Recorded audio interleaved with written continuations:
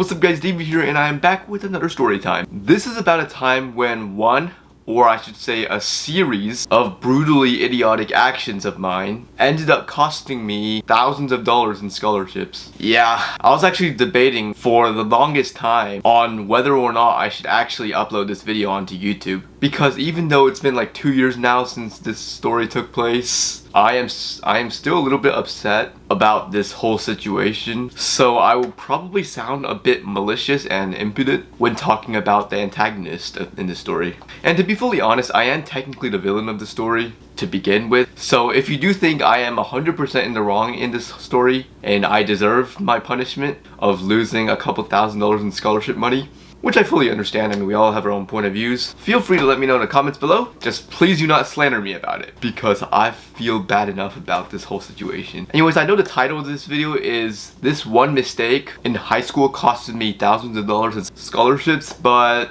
I feel like it honestly isn't actually a mistake. Like, you know, the classic mistakes some people make, like accidentally spelling their name wrong on their scholarship application or something like that. This is more of a few things I did in high school that were against the rules. Now, I was obviously not the only person who did this. In fact, some of you guys who are watching this right now probably have done this in the past at some point in high school and have probably gotten away with it. However, unfortunately for me, during the school year at my school when this story took place in, this was actually a pretty big issue, and unfortunately I happened to be one of the suckers who got caught. But before I actually get into the story time, there are two things that I would like to ask you to do. First off, if you enjoy these videos, please give a like. Secondly, this story time actually involves one of my former teachers that I have actually mentioned in one of my previous story times, known as Mr. Captain America, who was a teacher I really disliked when he taught me, but after studying in college for over a year, I realized how great his intentions actually were. Yeah, that's probably the best description I have of the relationship I had with him. Now, I'll try to make this story as clear as possible when it comes to Mr. Captain America's role in the story, but if it does get confusing, watch the story time I made specifically about him after this video. I'll put a link of it into the description below, and I can guarantee you would not regret it, because unlike this story time, which is mostly for entertainment purposes, that video actually delivers a pretty valuable lesson, if I say so myself. So this story started when I was a junior in high school. So when I was a junior in high school, on the day I was supposed to be selecting classes for my senior year, my parents were with me when I was scheduling my classes. And like most high schools in the United States, seniors had the option to do senior release, which is basically where if you have enough credits to graduate, you are allowed to leave up to 2 hours early. And obviously I wanted that. I mean, after being jealous of seniors leaving early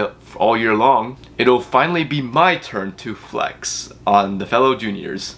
Unfortunately, my dad was not a fan of that, and he wanted me to take all the courses I need to graduate and fill the rest of my schedule with electives. Now, during the time of me registering the classes, I didn't really feel like starting an argument or anything, so I reluctantly did what he said, and I didn't think much of it afterwards. Fast forward to my senior year. Now, like most high school seniors, I wasn't too motivated to be a good student. I mean, to be fully honest, I was never that motivated. However, right when I started my senior year, I just had this gut feeling that eventually I was gonna get frustrated watching all of my friends leaving early when I had to stay at school for a little bit longer. So during the first month of school, everything went relatively smoothly. I would go to school, go home, get my homework done, and start grinding on my college applications. I even started to enjoy being around some of my new friends I made while all my other friends have left school already. That was until I started to get frustrated with pretty much everything. So my frustration initially started with my PE class.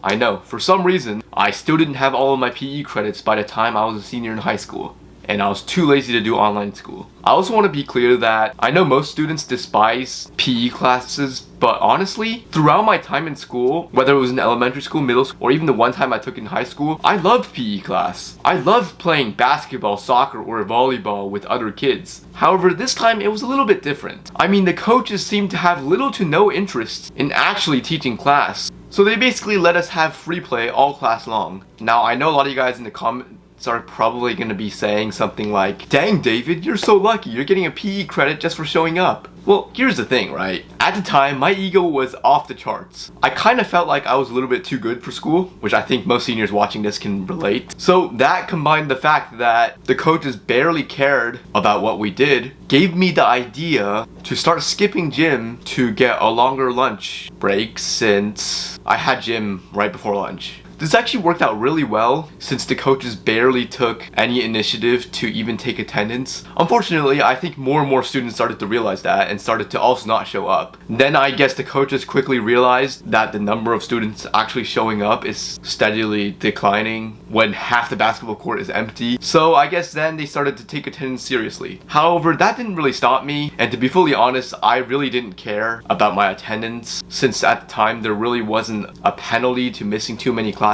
The only real issue I faced was that my parents were gonna be really pissed off at me because, like most schools, my school actually sends an automated voicemail to my parents every time I miss a class. So I did something I did not really want to do. I went on my school's website, changed the emergency contact information from my parents' contact information to my personal contact information. That way, if I do skip a class, I will get a phone call, not my parents. Yes, this sounds pretty messed up, but believe it or not, this sort of behavior actually occurs really often in my school. Like, a lot of students have previously done this. And yeah, I think at least one person watching this video right now has done this in the past. However, unlike you and most people, I ended up getting caught. Here is how. So remember Mr. Captain America? Well, I know how I talked about how he mostly had good intentions and wanted to help us learn, but there are a few things he did that I felt like benefited nobody. A good example of this is how he refuses to enter in a grade if you had an unexcused absence on the day the assignment is due. And yeah, I'm sure a lot of you guys watching this right now has had a teacher who would do this as well. But I mean, I kind of understand why this is done. I mean, this is put into place for those who are trying to skip class to get out of taking a test. However, Mr. Captain America was never obligated to do this, as my school did not have a rule saying that you have to make sure the absence is excused before you enter a grade in, which ultimately started to piss some people off. I mean, this harmed the students because sometimes we just don't want to take a test. But this also didn't benefit Mr. Captain America because, again, he's not really getting a bonus for this, and it's just more work for him. So ultimately, I felt like this was just a lose-lose situation. And yes, I know, this is meant to stop cheating. But again, this is high school, for crying out loud. And it's not like this was an AP class either. Anyways, this rule actually didn't impact me too much since I wasn't actually the kind of person who would consistently skip class just to get out of taking a test. However, there was this one time where I actually had to. And this is when all the trouble started, which actually, looking back, I didn't actually have to do it.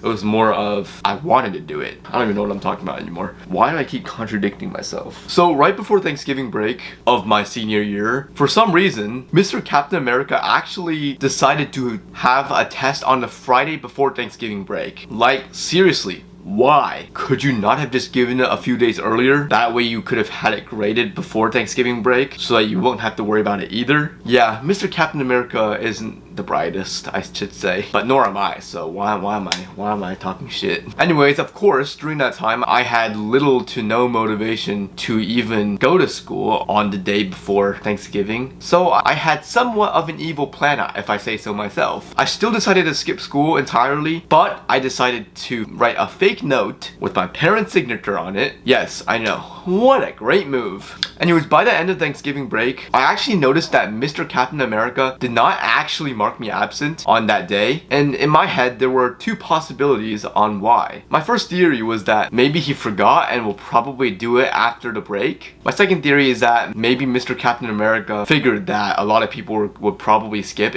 including myself, and decided to let it go, which is probably the case. Since again, Mr. Captain America is a good person and probably just didn't want to force a zero in onto a major grade. However, my fear of Mr. Captain America remembering to mark me absent after the break was so strong that I decided to turn in the fake note anyways. It has my phone number written on it, which matches what's on the record, so everything should be fine, right? Well, my younger brother got sick right after Thanksgiving break, so I had little to no choice but to change the number back to my parents' number so that they can get a call from the school. And when they noticed that the phone number on my note is not the same as the phone number in the system, my school quickly got suspicious at it. One night, I got a phone call from my school. At first, I thought it was an automated voicemail message, but then I realized that I didn't actually skip class on that day. So at that moment, I realized I probably fucked up. I decided to pick up the call anyways and see what's going on, because maybe it's just a voicemail telling me I have been missing too many classes. Now, when I answered the call, the voice I heard from the call sounded very familiar, and I knew right away it was my attendance counselor. Let's call her Mrs. Snitch. You'll see why in a little bit. And Mrs. Snitch, right when I picked up the phone, asked if I was